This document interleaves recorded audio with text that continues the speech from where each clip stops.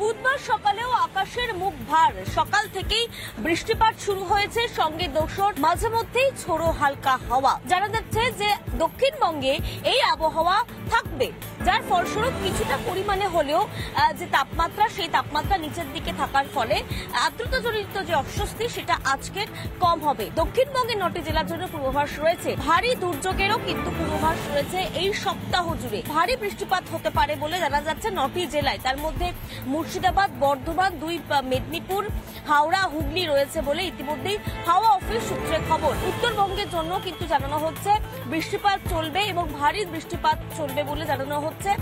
দার্জিলিং এ বিভিন্ন জায়গায়, দার্জিলিং ও কালিম্পং জেলার একাধিক জায়গায় ধসপ্রবণ এলাকায় কিন্তু ধস নামছে, যার ফলে জনজীবন কিছুটা বিপন্ন হচ্ছে। দক্ষিণবঙ্গে ভারী বৃষ্টিপাত চলবে, বেশ কিছু জায়গায় জল জমার মতো পরিস্থিতি তৈরি হতে পারেও বলে জানা যাচ্ছে। ক্যামেরা দীপঙ্কর কাঞ্চনের সঙ্গে পিঙ্কি অধিকারী, রিপাবলিক বাংলা। দক্ষিণ 24 পরগনার বারুইপুর এবং পূর্ব মেদিনীপুরের কোলাঘাটের ইয়ারোর বিরুদ্ধে এবার আইনানুগ ব্যবস্থা নিতে চলেছে ইলেকশন কমিশন তথা রাজ্যের মুখ্য নির্বাচনী আধিকারিক। তালিকার সঙ্গে বিস্তর গরমিল রয়েছে এবং সেই তালিকার সঙ্গে মিল পাওয়া যায়নি, যার ফলে ইয়ারোর বিরুদ্ধে ব্যবস্থা। পাশাপাশি রাজারহাটের ইয়ারোর বিরুদ্ধেও একাধিক অভিযোগ উঠেছিল, তবে তিনি সমস্ত তথ্য প্রোভাইড করেছেন বলে জানা যাচ্ছে।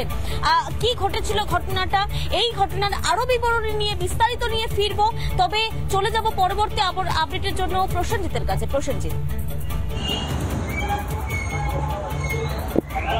একেবারে আমি বলে রাখবো যে হাওড়ার ডোমজুর মাকড়দাও এলাকায় জলমগ্ন এলাকা এবং দীর্ঘদিন ধরে প্রায় 12 থেকে 13 বছরে 10,000 মানুষের বসবাস। এই 10,000 মানুষের বসবাস এলাকায় জলমগ্নতেই বিপত্তির কারণ হয়ে দাঁড়িয়েছে এবং 1 কোমর সমান জল নেই, পানীয় জলের ব্যবস্থা, সমস্ত কিছু খবরের আপডেট নিয়ে থাকবো দিনভর। তবে আমি চলে যাব এর পথে সুভাষিসের কাছে। সুভাষিস, তোমার কাছে কি খবর রয়েছে? দেখো, একটা বিষয় বলে রাখি, মালবাজার ব্লকের যে তটগাঁও গ্রাম রয়েছে সেটা কিন্তু প্রতি বছরই প্লাবিত হয়। এবছরও সিকিম এবং কালিম্পংয়ে ভারী বৃষ্টির কারণে তিস্তা নদীর জলস্তর অনেকটাই বেড়ে গিয়েছে এবং সেই কারণে তটগাঁও গ্রাম কিন্তু একেবারে বানভাসী অবস্থা হয়েছে। প্রায় 40 থেকে 50টি পরিবার একেবারে খুব বাজে অবস্থায় রয়েছে এবং তারা বানভাসী অবস্থায় রয়েছে। ত্রাণ সেভাবে পৌঁছায়নি এখনো গ্রাম সেই এলাকায়। শতাধিক পরিবার সেখানে এই এখনো বিপদ সীমার মধ্যেই রয়েছে এবং কখন প্রশাসন তাদেরকে সঠিক পরিষেবা দিতে পারে বা ত্রাণ সঠিকভাবে পৌঁছতে পারে সেটা কিন্তু একটা দেখার অপেক্ষা রয়েছে এবং বারবার কিন্তু গ্রামবাসীরা অভিযোগ করছে। আমরা এই মুহূর্তে পরবর্তী আপডেটের জন্য চলে যাব সুখেন্দুর কাছে।